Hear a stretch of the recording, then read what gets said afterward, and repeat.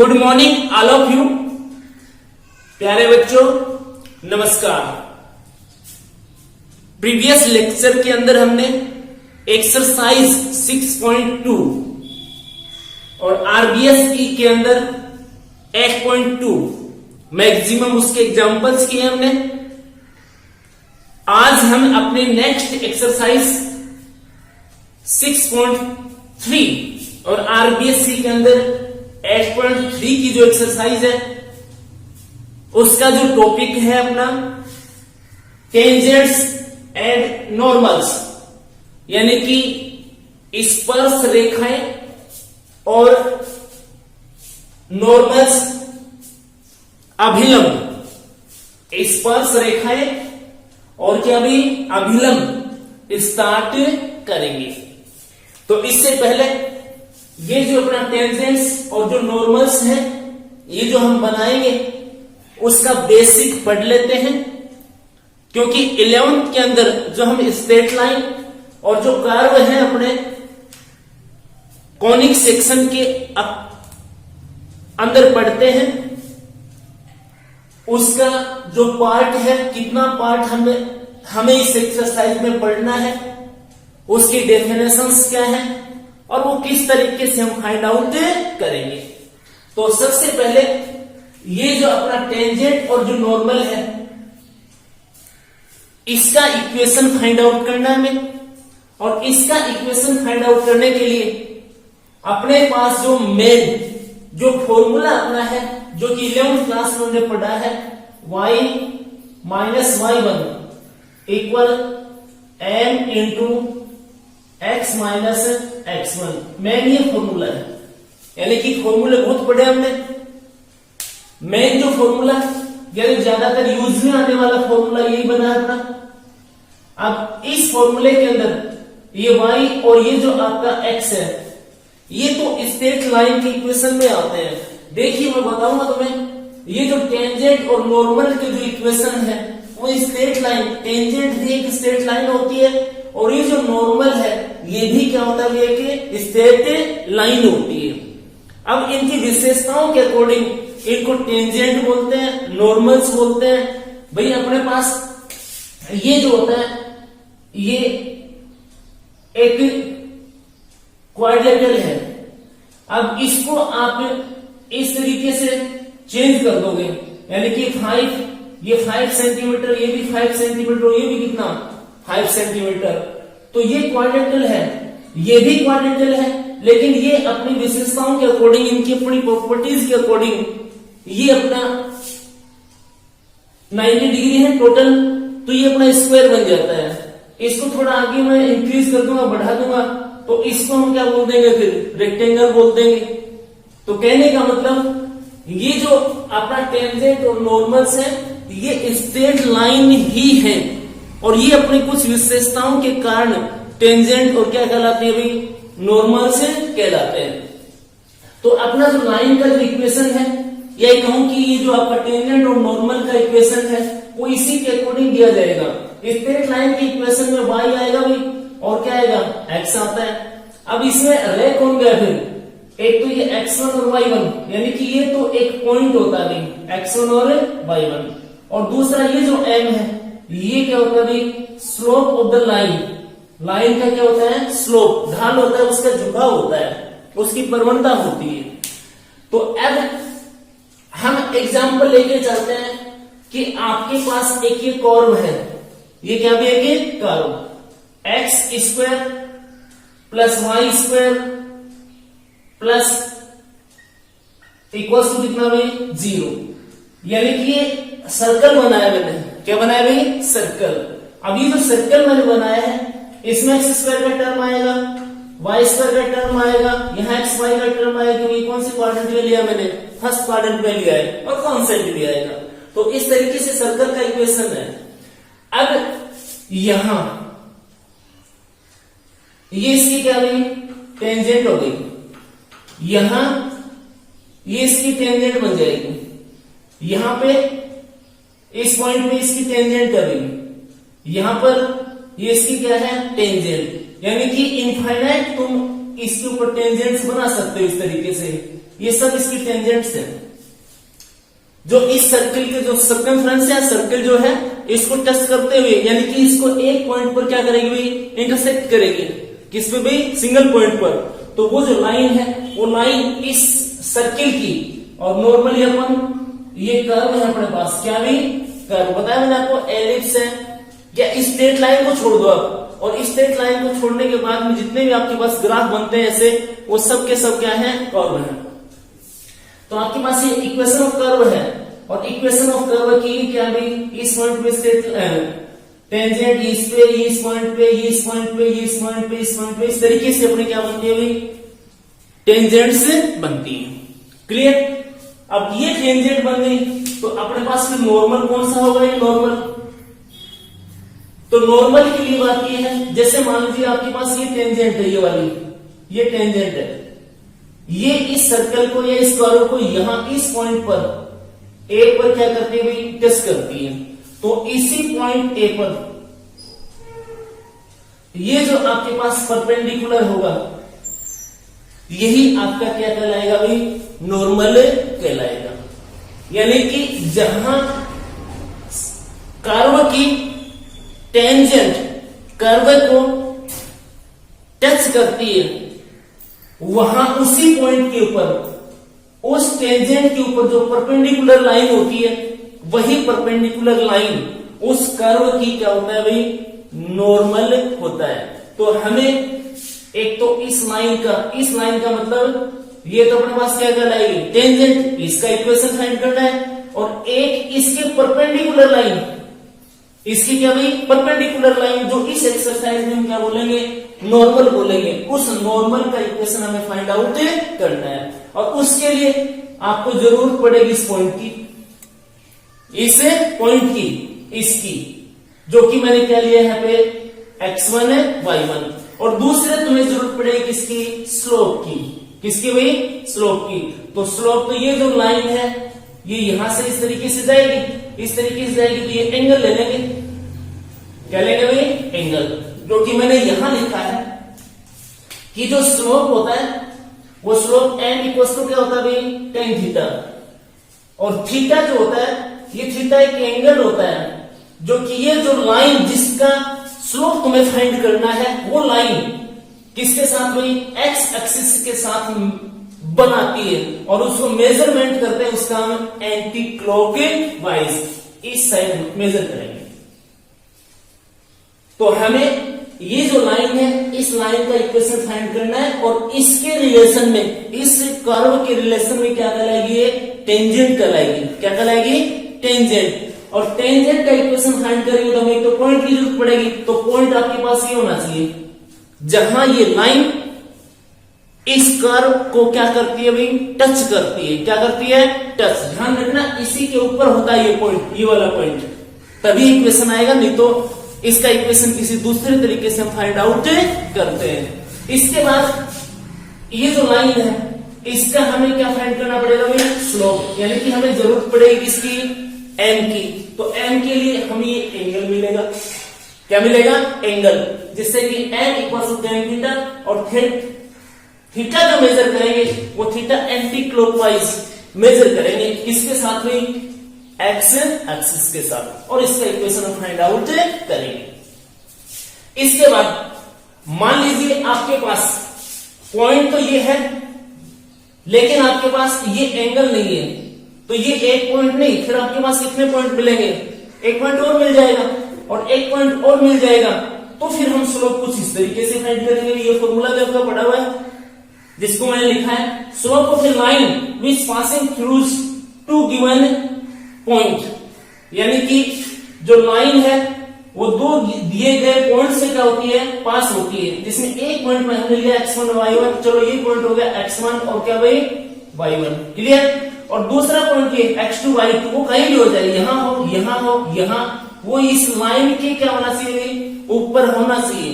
The second point यही कहूं कि point A and B lie on the line this we find, जिसका equation हमें फाइंड आउट करना है। एक पॉइंट तो यहां होना चाहिए, इसका ध्यान रखना, इसके जस्ट ऊपर, कर्व के ऊपर, और दूसरा पॉइंट कहीं भी हो, उसका स्लोप हम फाइंड कर लेंगे।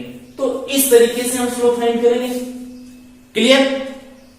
मान लीजिए आपको रिलेशन दे दे कि ये जो लाइन है जिसका तुम्हें इक्वेशन फाइंड करना है वो इस लाइन के क्या भी पैरेलल है, इस लाइन के क्या भी पैरेलल है, या फिर इस लाइन के क्या भी वो परपेंडिकुलर है। ऐसे रिलेशंस दे तो वो भी हमने 11th में पढ़े हैं, वो भी हमने 11th में पढ़े हैं कि यहां से condition of two parallel lines, two parallel lines की कंडीशन क्या है कि फर्स्ट लाइन का स्लोप और सेकंड लाइन का स्लोप, दोनों लाइंस का स्लोप क्या होगा भाई? इक्वल होगा।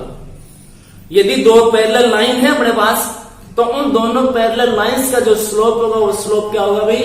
बिल्कुल इक्वल होगा। यदि वो परपेंडिकुलर है, कंडीशन टू परपेंडिकुलर लाइन, दो परपेंडिकुलर लाइन है तो slope of first line into slope of second line और इक्वल टू कितना भाई? -1। कंडीशन है 11 में पढ़ी हमने कंप्लीटली। क्लियर?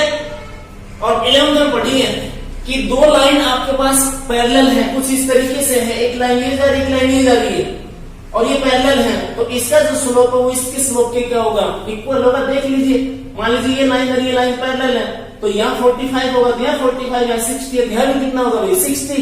60 होगा। तो यहाँ पुट करोगे थीटा के अंदर तो वैल्यूज उसकी क्या आएंगी? क्लियरली सेम आएंगी। दूसरा, conditions for two perpendicular lines, यदि दो परपेंडिकुलर लाइन है तो slope of first line find करेंगे, slope of second line find करेंगे और उनका जो मल्टीपल आएगा वो किसके इक्वल आना चाहिए? -1 के इक्वल आना चाहिए। मेरे कहने का मतलब ये है कि आपके पास एक लाइन का स्लोप है, इस लाइन का स्लोप है, ये इसके पैरेलल है तो इसका स्लोप है तो इसका भी है अपने पास। क्लियर? और ये दोनों लाइन परस्पर क्या है? परपेंडिकुलर है। परपेंडिकुलर है तो एक लाइन का स्लोप है तो दूसरी लाइन का स्लोप हम फाइंड कर सकते हैं किसके इक्वल पुट करके? इनका मल्टीपल -1 के इक्वल पुट करके। यानी कि यहां जैसे 5 है, यहां कितना है?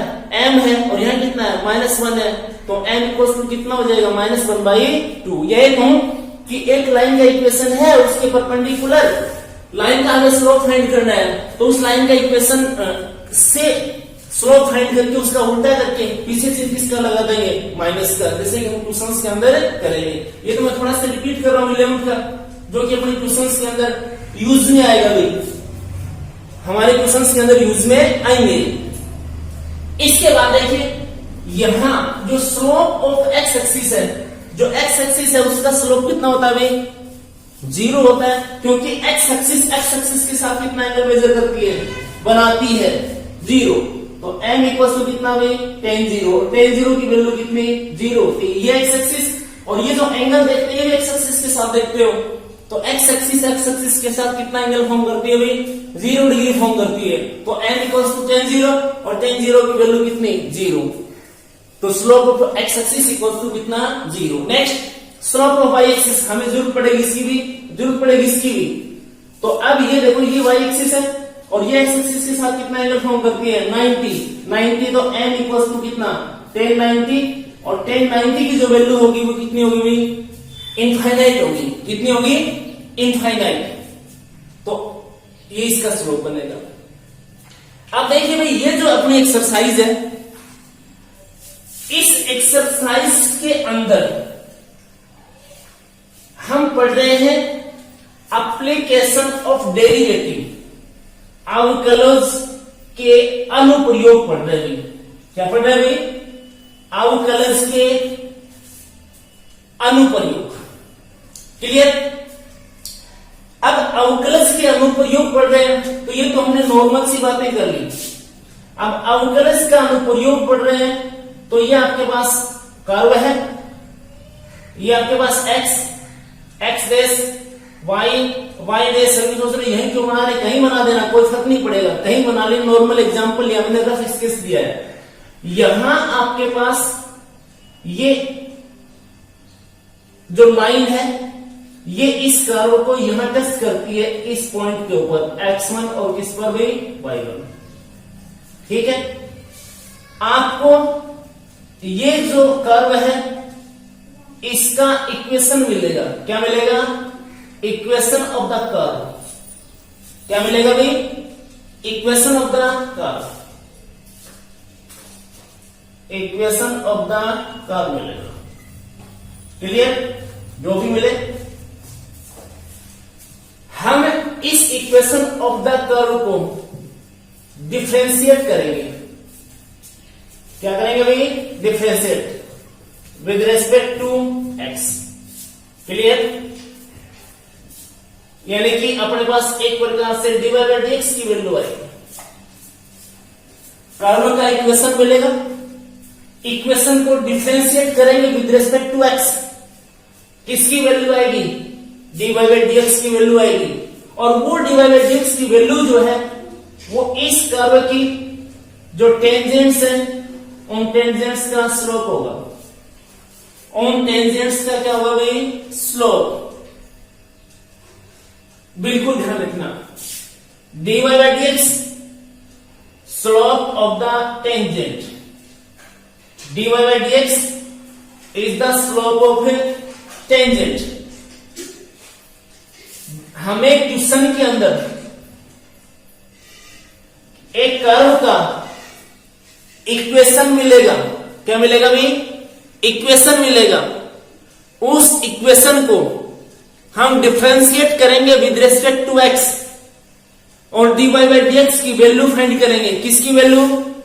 dy बाई dx की।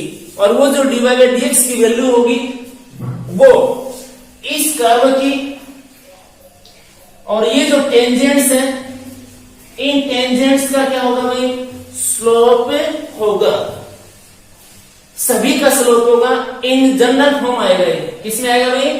जनरल फॉर्म में। और जब तुम इस आंसर के अंदर, इस आंसर में जैसे मान लीजिए ये लाइन जा रही है, यहां इसको टेस्ट कर रही है, तो इस आंसर के अंदर तुम x1 और क्या y1 पुट कर दोगे। ये जो आंसर आएगा ना dy बाई dx का, इसमें ये वैल्यू पुट कर दोगे, तो ये जो आपका स्लोप आएगा, ये स्लोप बिल्कुल इसी लाइन का होगा, किसी दूसरी लाइन का स्लोप नहीं होगा।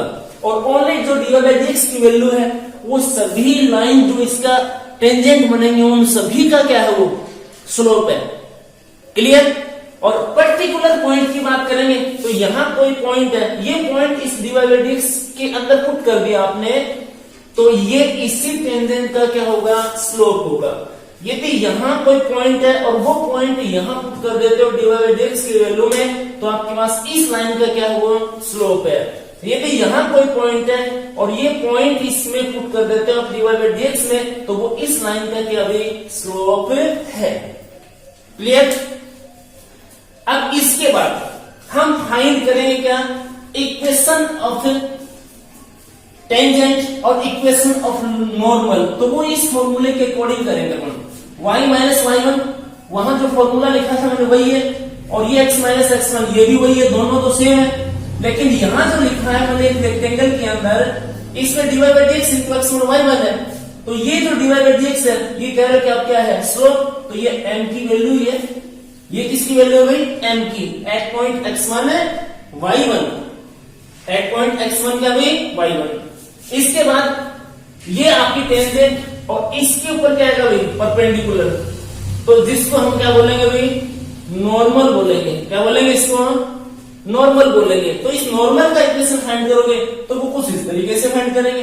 Equation of the normal of the curve at point x1 है y1, तो ये तो आएगा भाई, ये भी आएगा, क्योंकि नॉर्मल भी एक लाइन का इक्वेशन है।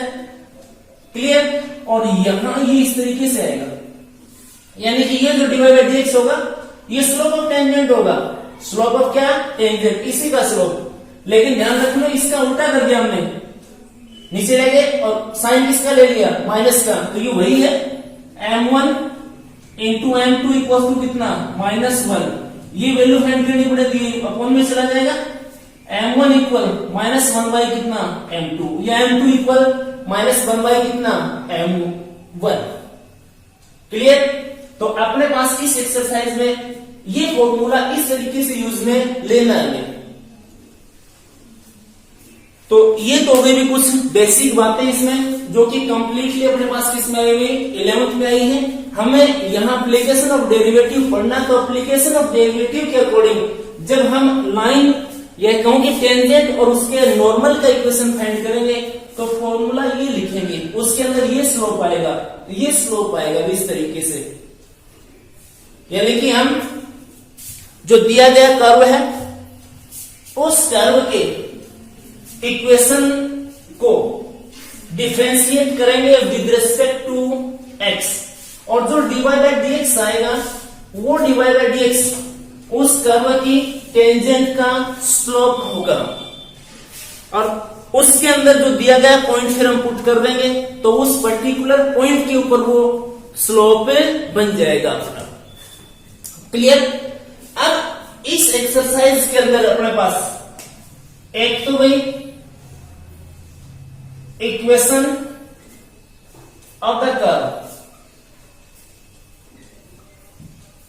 ये, दूसरा स्लोप ऑफ टेंजेंट। क्लियर? और तीसरा भी पॉइंट्स, और एक फिर वही इक्वेशन वो टेंजेंट का और किसका, वही नॉर्मल का। ये है अपने पास मैन। आपको ये मिलेगा क्वेश्चन के अंदर फर्स्ट। क्लियर? और आपको मिलेगा सेकंड ये वाला पॉइंट। आपको फाइंड करना पड़ेगा स्लोप। क्या फाइंड करना पड़ेगा भाई? स्लोप। एक क्वेश्चन तो ये एक कहूं कि एक टाइप का क्वेश्चन तो ये आपको क्वेश्चन में इक्वेशन ऑफ कर्व मिलेगा, आपको उसके ऊपर पॉइंट भी मिलेगा, आपको फाइंड करना है स्लोप ऑफ द टेंजेंट। तो इसको डिफरेंशिएट करेंगे विद रिस्पेक्ट टू x और वो पॉइंट पुट कर देंगे उसमें, तो dy बाय dx की जो वैल्यू आएगी वो स्लोप ऑफ द क्या आएगा? टेंजेंट आएगा। या फिर टेंजेंट का स्लोप नहीं, हमें स्लोप पूछे किसका? नॉर्मल का। किसका भाई? नॉर्मल। बात इक्विवेलेंट ही है मान के चलो, हमें इसको डिफरेंशिएट करने रिस्पेक्ट में dy बाय dx की वैल्यू लेंगे, उसमें पॉइंट पुट करेंगे, पॉइंट पुट करने के बाद में वो स्लोप ऑफ टेंजेंट आएगा। क्या आएगा भाई? Slope of tangent. और फिर उसका उल्टा करके पीछे चिन्ह किसका ले लेंगे भाई? माइनस का। वो स्लोप ऑफ क्या होगा? नॉर्मल। डायरेक्ट नॉर्मल का स्लोप नहीं आएगा, स्लोप तो किसका आएगा अपने पास है? टेंजेंट का। लेकिन वो टेंजेंट की ये परपेंडिकुलर होता है तो इसके परपेंडिकुलर लाइन का स्लोप हम फाइंड कर लेंगे। एक क्वेश्चन। सेकेंड क्वेश्चन अपने पास है इक्वेशन ऑफ द कर्व मिलेगा, आपको स्लोप मिलेगा। क्या मिलेगा? स्लोप। आपको फाइंड करना पड़ेगा पॉइंट। क्या फाइंड करना पड़ेगा भाई? पॉइंट। क्लियर? तो जब ये पॉइंट फाइंड करेंगे तो हम इसका डेरिवेटिव फाइंड करेंगे विद रिस्पेक्ट टू x, यानी कि dy बाय dx। ये आपको क्या मिलेगा भाई? स्लोप मिलेगा। हम अपने अकॉर्डिंग भी स्लोप फाइंड करेंगे और वो स्लोप और ये स्लोप क्या होगा? इक्वल रख करके इक्वेशन बन जाएगा। इक्वेशन से हम क्या फाइंड करेंगे? पॉइंट फाइंड करेंगे। दूसरा क्वेश्चन, यानी कि दो टाइप के। थर्ड क्वेश्चन इसी दोनों क्वेश्चंस के से संबंधित है, ये दो दूसरे से रिलेटेड है। अब देखिए अपने पास ये y माइनस y1 इक्वल ये dy बाई क्या? dx, और ये भाई x1 y1 और ये x माइनस कितना भाई? x1। ये अपने पास इक्वेशन ऑफ टेंजेंट है। अब इक्वेशन ऑफ टेंजेंट है तो अपने पास एक तो पॉइंट चाहिए x1 और क्या? y1, और उस टेंजेंट का क्या चाहिए? स्लोप। तो ये जो क्वेश्चन हमें मिलेगा उसमें इक्वेशन ऑफ कर्व मिलेगा, और इनमें एक चीज मिलेगी, या तो स्लोप मिलेगा फिर क्या मिलेगा? पॉइंट। स्लोप है तो पॉइंट फाइंड करना सीख लिया हमने, और पॉइंट है तो क्या फाइंड करना सीख लिया हमने? स्लोप। और वो चीजें हैं वो आगे यहाँ इसमें पुट कर देंगे हम। टेंजेंट का इक्वेशन आएगा, टेंजेंट का इक्वेशन बन जाएगा तो नॉर्मल का इक्वेशन भी हम फाइंड आउट कर सकते हैं, उसका भी अपने पास क्या है? फॉर्मूला। तो ये तीसरे टाइप का क्वेश्चन है।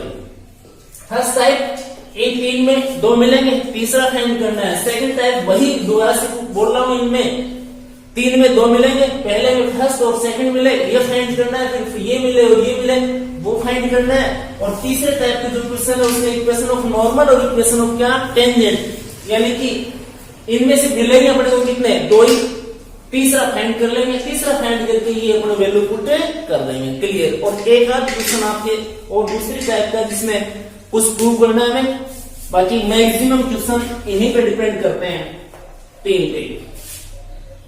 Now taking first question of exercise 6.3। अब क्वेश्चन नंबर फर्स्ट 2 4 लिखा मैंने, 1 से लेकर 4 तक, और इन क्वेश्चंस के अंदर हमें slope of the tangent find करना है।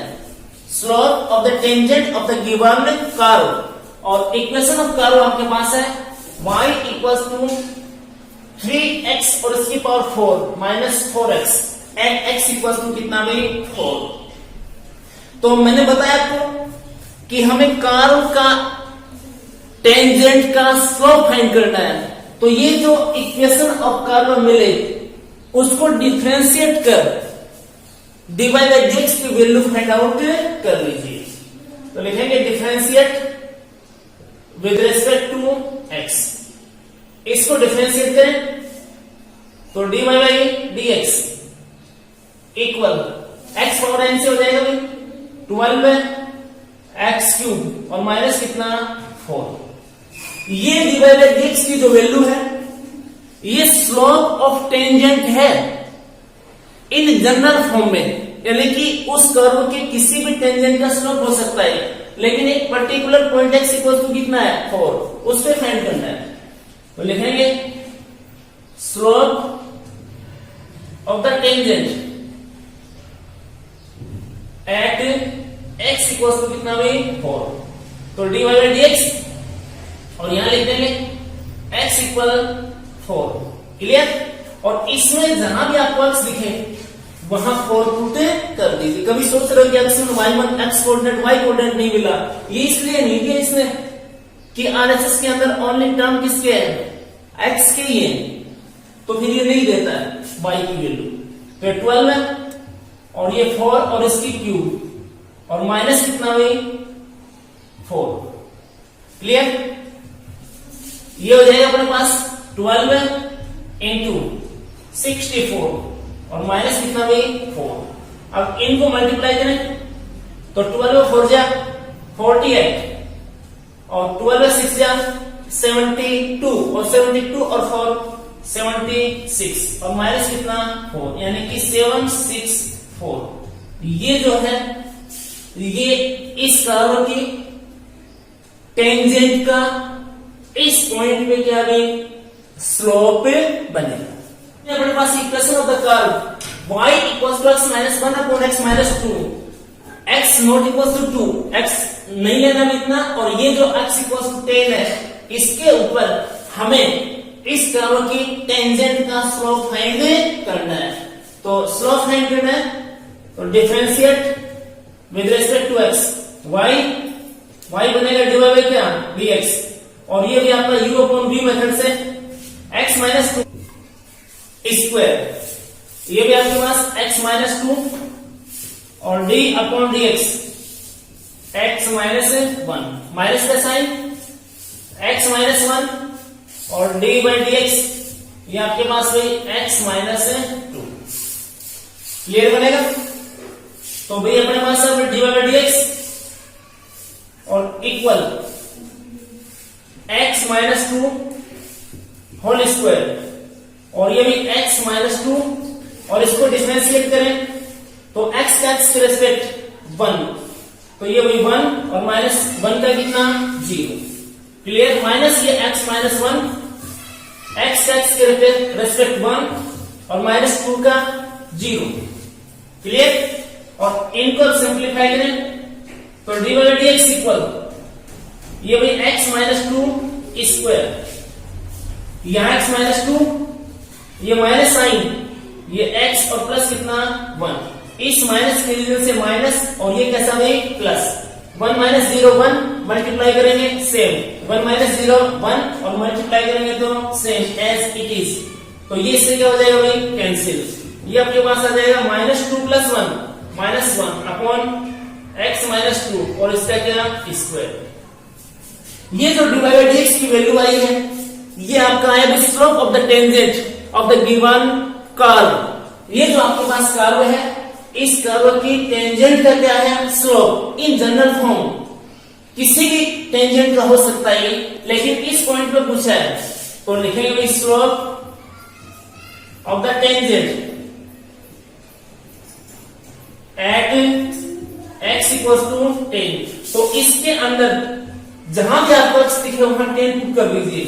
तो ऐसे लिखेंगे dy बाई dx, ये भी x इक्वल टू कितना 10 और इक्वल -1 बाई ये 10 -2 और स्क्वायर। इसका जो आंसर आएगा वो स्लोप ऑफ द टेंजेंट बन जाएगा -1, ये 10 -2 8 और 8 का स्क्वायर कितना 64। तो ये -1 बाई 64 इस कर्व की टेंजेंट का x इक्वल टू 10 पर क्या होगा भाई, स्लोप होगा। Next question number 5 and question number 6, find the slope of the normal. हमें अब स्लोप का मतलब है प्रवणता भी, और ये जो आपके पास नॉर्मल है ये अभिलंब, इसका स्लोप फाइंड करना है। और इक्वेशन ऑफ द कर्व, आपके पास इक्वेशन ऑफ कर्व ये दे रखा है। अब आपको लग रहा है कि x और ये रिलेटेड है किससे, थीटा से, और इसमें जो y है ये रिलेटेड है किससे, थीटा से। At theta equals to pi by 4। तो ये आपके पास जो इक्वेशन ऑफ कर्व है, ये equation of curve in parametric form में है, प्राचल फॉर्म में है। x related to theta and y also related to theta.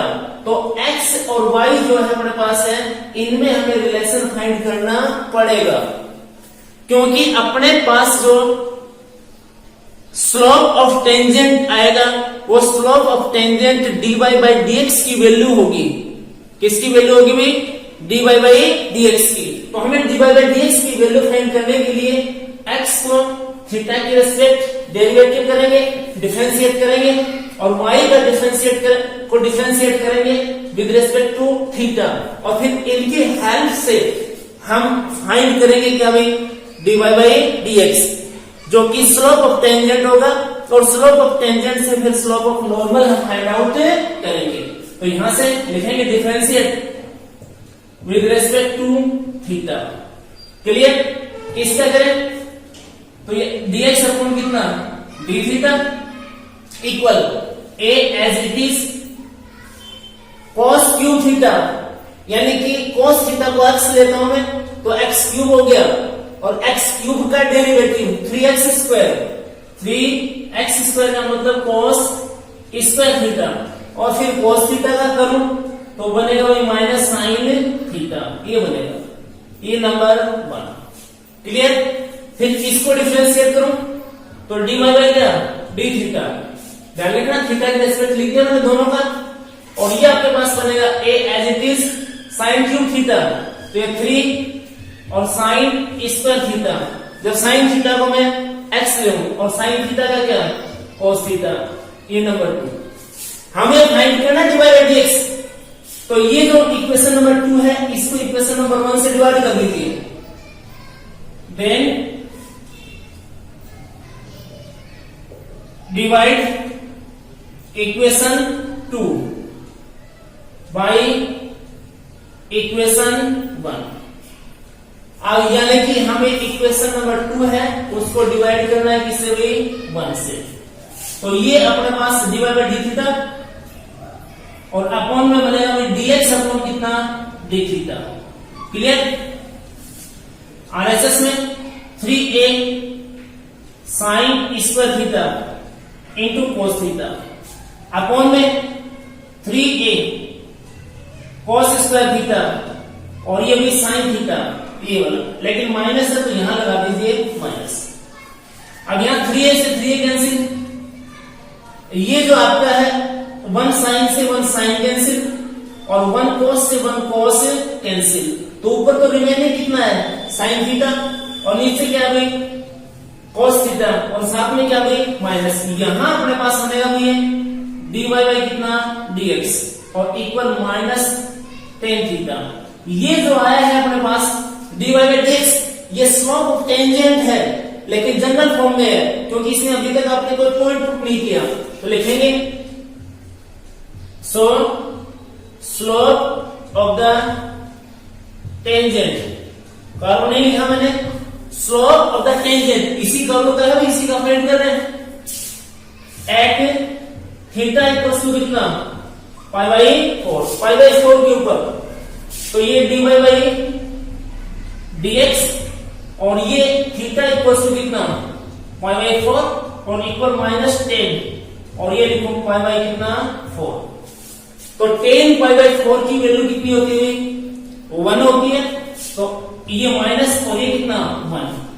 तो ये जो आपके पास इक्वेशन ऑफ कर्व है, इसका जो टेंजेंट है उसका स्लोप तुम्हारे पास आया है -1, बट आपको चाहिए किसका, नॉर्मल का। तो नॉर्मल का स्लोप चाहिए, तो भाई ये जो आपके पास जो टेंजेंट है ये और ये जो नॉर्मल है, ये एक दूसरे के क्या होते हैं भाई, परपेंडिकुलर, दोनों परपेंडिकुलर लाइंस है। तो यहां से लिखेंगे स्लोप ऑफ द नॉर्मल, ठीक है, क्लियर। ये जो आपके पास आंसर आए इसका रेसिप्रोकल 1 बाई कितना, -1 और यहां साइन लगा देना किसका, माइनस का। तो इक्वल टू कितना आएगा भाई, 1 आएगा। यही वो लगते हैं ना आपका m1 into कितना, m2 और इक्वल कितना, -1। टू परपेंडिकुलर लाइंस के बिटवीन जो रिलेशन होता है m1 into -m2 equal to कितना, -1, यानी कि slope of first line into slope of second line equal to कितना, -1। यहां से फाइंड करोगे तो एक ये जो m1 है ये ले लेता हूं मैं किसका स्लोप, नॉर्मल का, और ये किसका, टेंजेंट t का। तो t का कितना है तुम्हारे पास, -1 है। तो यहां से m1 जो कि नॉर्मल का स्लोप है, ये आपके पास कितना है, -1 t टेंजेंट का स्लोप और इक्वल्स टू कितना, -1। तो ये -1 से -1 कैंसिल हो जाएगा, इक्वल्स टू कितना बचा तुम्हारे पास, 1, क्योंकि यहां है। कौन से तरीके से आप इसका आंसर फाइंड आउट कर सकते हैं। अपने पास जो कर्व है इसके नॉर्मल का स्लोप हमें फाइंड आउट करना है। तो ये जो अपने पास इक्वेशन ऑफ कर्व है, ये x equal to 1 - a sin theta और y equal to b cos square theta at theta equal to pi by 2, यानी कि अपने पास ये इक्वेशन ऑफ कर्व है और ये जो 2 पार्ट्स में है इसका मतलब पैरामीट्रिक फॉर्म में है। और ये जो आपके पास पैरामीटर है ये भी थीटा है। तो पहले हमें dy by dx की वैल्यू फाइंड करनी पड़ेगी।